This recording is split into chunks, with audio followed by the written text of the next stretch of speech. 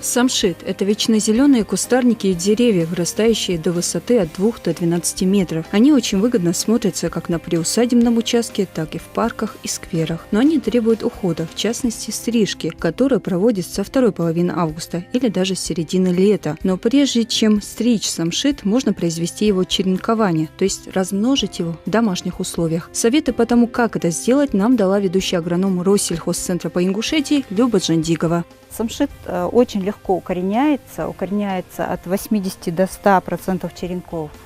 Укоренять его можно прямо в саду, то есть в земле, где вы планируете посадить, особенно если это место находится в полутени. Можно укоренять сначала в горшочке, чем мы сегодня и займемся, а потом высадить в сад.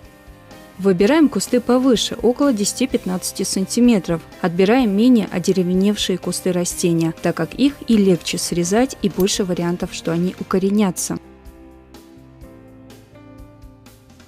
Вот мы выбрали кустики, где-то они 10-15 сантиметров у нас. То есть у нас полуодревесневшие веточки.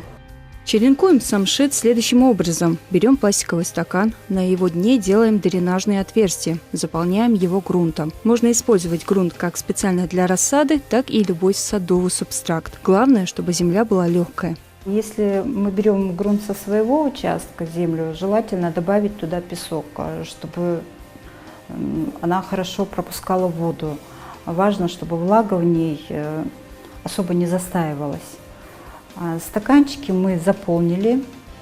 Теперь хорошенько проливаем их водой.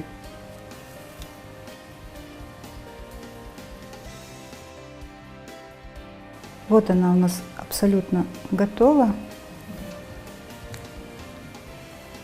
Ну а теперь, собственно, смотрим на наши кустики. Выбираем те черенки, что повыше. Если вы изначально хотите, чтобы кустик был побольше, то попышнее, то можно поискать что-то другое. Например, вот такую вот веточку. Тут у нее несколько отросточков.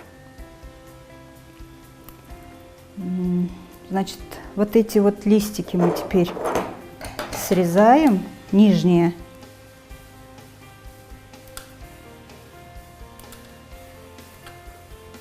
Вот что у нас получилось.